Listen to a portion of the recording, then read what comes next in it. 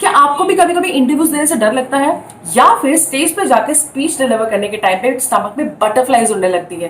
Then this video can help you a lot. Hey everybody, welcome back to my channel. My name is Priya and I'm back with another exciting video. In this video, I will be talking about that one single pranayam which is called as Bhramari pranayam or humming bee pranayam. I will be talking about what is the meaning of this pranayam, what are the benefits of doing this pranayam and what is the correct technique. So if you are coming on my channel for the first time, please consider subscribing because I keep coming with such videos, and if you are already a part of it, thank you so much guys. Let's get started with the video.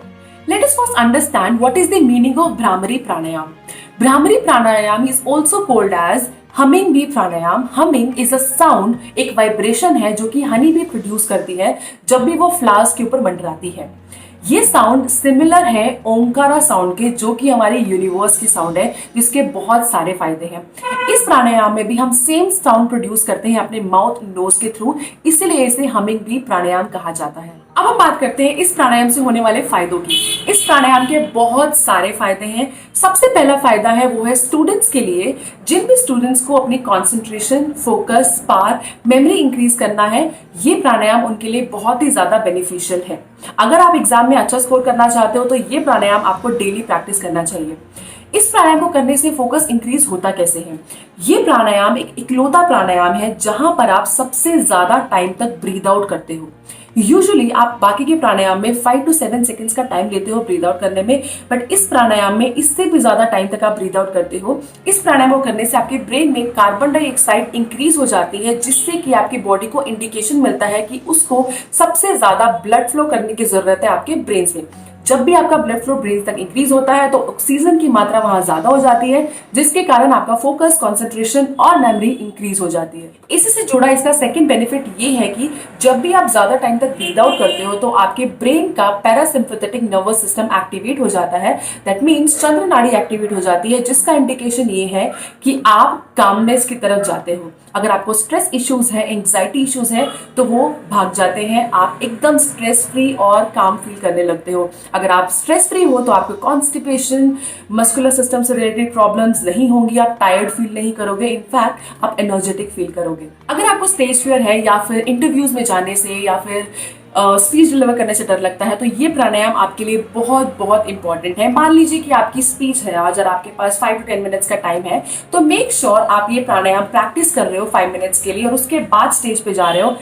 I am sure आपको difference feel होगा. आप mind से बहुत ही काम feel कर रहे हो. अगर आपने जो भी पॉइंट्स याद किए हैं, आपको जो भी डिलीवर करना है, आपको याद होगा और अच्छे से डिलीवर करके आओगे. Try it. इस प्राणायाम को डेली प्रैक्टिस करने से आपकी body automated internally repair mode पे आ जाती है. अगर आपने वर्कआउट किया है या फिर आपकी बॉडी में इंटरनल कुछ पेन चल रहे हैं, इंटरनली कुछ इश्यूज चल रहे हैं, तो इस प्राणायाम को डेली प्रैक्टिस करने से वो धीरे धीरे रिपेयर होने लगते हैं. भ्रामरी प्राणायाम इज अ एंटाई एजिंग प्राणायाम. अगर आप चाहते हैं कि आपकी स्किन हमेशा ग्लो करती रहे और हमेशा यंग रहे, तो ये प्राणायाम आपको डेली प्रैक्टिस करना चाहिए. अब हम बात करते हैं कि भ्रामरी प्राणायाम प्रैक्टिस करने की टेक्निक क्या है. आपको इजीली समझ में आ जाए इसलिए मैंने इसको 3 पार्ट्स में डिवाइड कर दिया है. फर्स्ट पार्ट में हम समझेंगे कि इसमें सिटिंग अरेंजमेंट कैसा होना चाहिए, सेकंड पार्ट में इसकी मुद्रा क्या है और थर्ड पार्ट में मैं आपको बताऊंगी इसकी प्रैक्टिस. तो फर्स्ट पार्ट, सिटिंग अरेंजमेंट.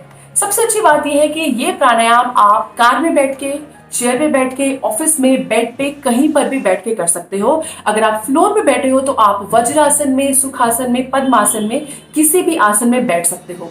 तो इसीलिए ये प्राणायाम बहुत ही इजी, बहुत ही सुंदर प्राणायाम है. सेकेंड चीज, आपकी मुद्रा.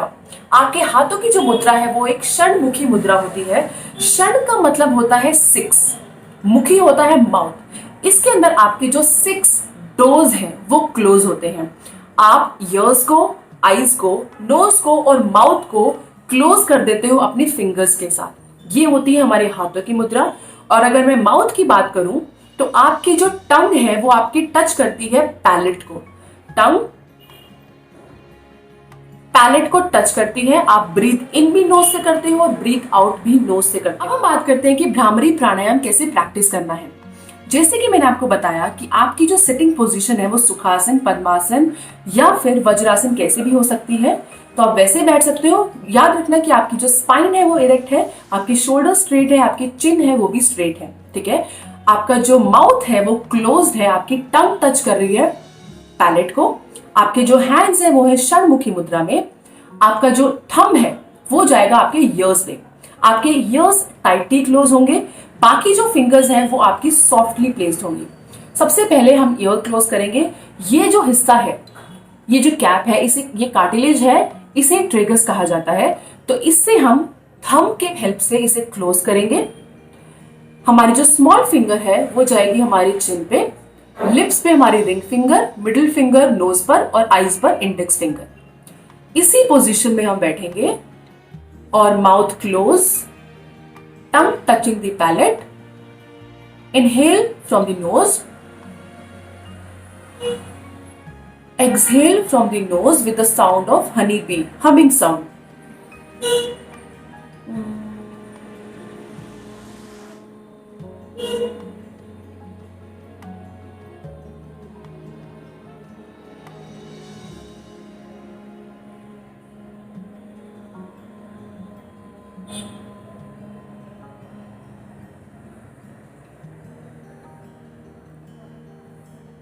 ये था 1 साइकिल ऑफ भ्रामरी प्राणायाम। अगर आपको साउंड में कंफ्यूजन है तो मैं आपको इजीली भी समझा देती हूँ।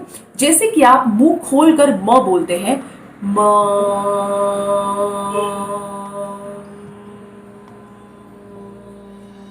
This is the sound of humming bees. अगर आप बिगिनर हो तो आपको ये साइकिल जो मैंने अभी किया वो आपको 7 टाइम्स करनी है, 7 साइकिल्स करनी है। तो बिगिनर लेवल पे आप 5 मिनट से स्टार्ट कर सकते हो। धीरे धीरे अपने बॉडी पोटेंशियल को देखते हुए आप धीरे धीरे प्रोग्रेस कर सकते हो, टाइम इंक्रीज कर सकते हो। बात करते हैं कि ये प्राणायाम किस किस को प्रैक्टिस नहीं करना चाहिए। वैसे तो ये प्राणायाम बहुत ही सिंपल है, इजी है, सब प्रैक्टिस कर सकते हैं। लेकिन अगर आपको यह प्रॉब्लम है, यानी कि अगर आपके ईयर से कुछ डिस्चार्ज होता है, तो आप डॉक्टर्स की एडवाइस के बाद ही इसे प्रैक्टिस करो। और अगर आप प्रेग्नेंट हो तो भी आप ये प्राणायाम प्रैक्टिस नहीं करो। So guys, this is it for today's video. I hope you like Bhramari pranayama से रिलेटेड कंटेंट। अगर आपको अच्छा लगा तो please give me a big fat thumbs up, subscribe to my channel and keep sharing. अगर आपके कोई भी क्वेश्चंस हैं, कोई भी डाउट्स है तो आप मुझसे कमेंट सेक्शन में पूछ सकते हो, मैं उनके आंसर जरूर करूंगी। और अगर आप चाहते हो मैं किसी पर्टिकुलर टॉपिक पर वीडियो बनाऊं तो आप वो भी मुझे बता सकते हो। I will be seeing you in my another video. Till then, keep practicing. Bye.